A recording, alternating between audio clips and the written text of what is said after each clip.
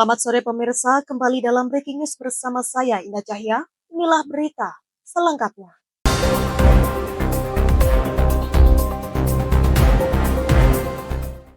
Masih di Breaking News pemirsa, kebakaran hebat kembali melanda kawasan padat penduduk di kota Palembang. Kali ini si jago merah mengamuk di lorong Seriguna, Kecamatan Pelaju pada Minggu 22 Juni 2025 malam, tepat saat azan maghrib berkumandang. Kebakaran terjadi sekitar pukul 18.10 waktu Indonesia Barat di Jalan Panjaitan, Lorong Seriguna. Api diduga berasal dari salah satu rumah di dalam lorong dan dengan cepat merembet ke sejumlah bedeng di sekitarnya. Berdasarkan keterangan warga, sedikitnya 5 pintu bedeng dan 1 unit rumah warga hangus dilalap api. Sejumlah warga sempat panik dan berhamburan keluar rumah mencoba menyelamatkan barang berharga. Tidak ada laporan korban jiwa sejauh ini. Petugas pemadam kebakaran dari kota Palembang langsung dikerahkan ke lokasi. Api baru bisa dikendalikan beberapa saat kemudian setelah berjibaku dengan kobaran yang cukup besar. Warga setempat turut membantu proses pemadaman. Peristiwa ini terjadi hanya berselang 4 hari setelah kebakaran serupa di kawasan Sekip Ujung, Kecamatan Kemuning. Saat itu kebakaran juga menghanguskan permukiman warga dan menyebabkan kepanikan luas. Hingga kini penyebab pasti kebakaran masih dalam penyelidikan pihak berwenang. Warga diimbau untuk selalu waspada dan memastikan instalasi listrik di rumah dalam kondisi aman, terlebih saat memasuki musim kemarau. Demikian laporan, Java TV melaporkan. Pemirsa, banjir besar melanda Kabupaten Halmahera Selatan, Maluku Utara. Memaksa ribuan warga mengungsi dan memicu status tanggap darurat selama 14 hari ke depan. Banjir yang dipicu hujan deras ini menyebabkan kerusakan luas pada pemukiman dan infrastruktur di 6 kecamatan.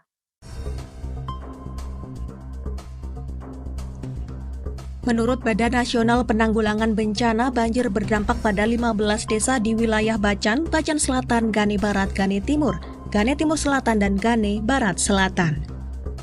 Sebanyak 4.182 kepala keluarga atau sekitar 13.965 jiwa kini mengungsi ke tempat yang lebih aman. Dalam keterangan resmi di Jakarta pada Senin 23 Juni 2025, Kepala Pusat Data Informasi dan Komunikasi Kebencanaan BNPB, Abdul Muhari, mengkonfirmasi bahwa dalam peristiwa ini seorang balita berusia 2 tahun dilaporkan meninggal dunia setelah terseret arus banjir. Satu warga lainnya mengalami luka serius akibat tersengat listrik. Lebih dari 1.500 rumah warga terendam banjir dengan 7 rumah mengalami kerusakan, 4 rusak berat, 3 rusak ringan. Kerusakan juga terjadi pada infrastruktur umum, 2 jembatan rusak berat, 1 jembatan rusak ringan, serta 1 bronjong sepanjang 40 meter ikut tergerus air. Ketinggian banjir bervariasi antara 20 hingga 150 cm, membuat akses ke beberapa desa hanya bisa dilalui perahu atau kendaraan khusus. Demikian laporan, Java TV melaporkan. Masih di Breaking News pemirsa, aktivitas vulkanik Gunung Raung kembali meningkat. Pagi tadi Senin 23 Juni 2025, gunung yang berada di perbatasan Jember, Bondowoso, dan Banyuwangi itu memuntahkan kolom abu vulkanik setinggi 600 meter di atas puncak. Letusan terjadi sekitar pukul 5:23 waktu Indonesia Barat dengan semburan abu berwarna kelabu sedang. Arah abu mengarah ke barat daya dan barat. Petugas pos pengamatan Gunung Raung, Agung Tri Subekti, melaporkan bahwa erupsi masih berlangsung saat laporan dikirimkan. Gunung Raung saat ini berada pada status level 2 atau waspada. Masyarakat maupun wisatawan diminta tidak mendekati kawah dalam radius 3 km. Aktivitas berbahaya seperti menuruni kaldera atau bermalam di sekitar kawah dilarang. Erupsi Raung bukan kali pertama. Letusan sebelumnya tercatat bervariasi antara 300 hingga 2.000 meter. Sejumlah desa di Jember dilaporkan terdampak hujan abu ringan. Sebagai bentuk mitigasi, BPBD Jember telah menyalurkan masker kepada warga. Kepala Badan Geologi Muhammad Wafid menyebutkan bahwa meskipun erupsi terjadi setiap hari, aktivitas Gunung Raung masih dinyatakan stabil pada level waspada.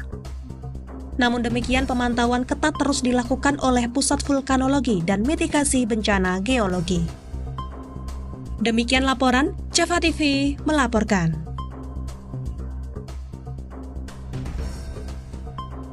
Pemirsa, sorotan tajam kembali mengarah ke Morowali Utara, Sulawesi Tengah. Anggota DPRD mendesak Kejaksaan Tinggi untuk mengusut dugaan penyalahgunaan aset daerah yang dinilai berpotensi merugikan negara hingga miliaran rupiah. Dalam pernyataannya kepada media, Muhammad Safri, anggota DPRD sekaligus Sekretaris Komisi 3, menyebut ada 2 dugaan pelanggaran serius yang melibatkan pihak swasta. Pertama, penggunaan lahan tempat pemakaman umum khusus COVID-19 di Morut oleh perusahaan tambang PT Usaha Kita Kinerja Tama untuk kepentingan operasional. Lahan tersebut dipakai tanpa dasar hukum, tanpa persetujuan DPRD dan dinilai melanggar aturan pengelolaan aset publik. Safri menegaskan pengelolaan aset daerah wajib tunduk pada regulasi seperti Undang-Undang Nomor 1 Tahun 2004 tentang Perbendaharaan Negara dan Permendagri Nomor 7 Tahun 2024. Tanpa persetujuan DPRD, pemanfaatan aset negara bisa dikategorikan sebagai penyalahgunaan. Kasus kedua adalah penggunaan ruas jalan Kabupaten Bungini Tanauge oleh perusahaan tambang nikel PT Gunsbooster Nickel Industry. Jalan umum tersebut dipakai sebagai jalur hauling yang menurut Safri melanggar Undang-Undang Nomor 3 Tahun 2020 tentang pertambangan. Ia menyatakan bahwa perusahaan seharusnya membangun jalur hauling sendiri dan bukan mengambil alih fasilitas publik. Muhammad Safri juga menyinggung lemahnya pengawasan aset di Morowali Utara. Ia mendesak Kejati Sulteng untuk menyelidiki kemungkinan keterlibatan oknum pejabat pemerintah dalam dugaan penyalahgunaan aset tersebut. Demikian laporan, Java TV melaporkan. Masih di Breaking News pemirsa, banjir rob kembali melanda wilayah pesisir utara Jakarta. Kali ini genangan air laut menerjang kawasan RW 22 Kelurahan Pluit, Kecamatan Penjaringan, Jakarta Utara pada Minggu 22 Juni 2025 sore. Ketinggian air bahkan dilaporkan mencapai 55 cm di beberapa titik permukiman. Air laut mulai naik sekitar pukul 5 sore dan terus meninggi hingga malam hari. Ketua RW 22 Bani menyebutkan bahwa banjir kali ini lebih tinggi dibanding hari sebelumnya. Di depan pos RW, genangan air cukup dalam dan menyulitkan aktivitas warga. Saipudin, warga RW 22, mengatakan bahwa air mulai masuk jam 9 malam. Menurut catatan warga, air mulai surut perlahan menjelang tengah malam hingga dini hari. Kepala Satgas BPBD Jakarta Utara, Aristal, menyatakan bahwa banjir rob kali ini merupakan bagian dari fenomena yang diprediksi berlangsung hingga akhir Juni. BPBD Jakarta mengonfirmasi bahwa rob diperkirakan akan berlangsung dari tanggal 21 hingga 29 Juni 2025. Dengan puncak genangan terjadi pada sore hingga malam hari, warga di sepanjang garis pantai diimbau untuk tetap waspada dan mengamankan barang berharga. Dengan kondisi rob yang masih berpotensi terjadi dalam beberapa hari ke depan, warga diminta mengikuti informasi cuaca dan peringatan dini dari BPBD serta BMKG. Demikian laporan, Java TV melaporkan.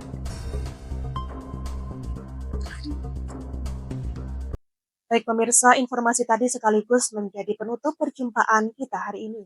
Saya Indah Cahya dan segenap tim redaksi yang bertugas pamit undur diri. Selamat sore. Terima kasih dan sampai jumpa.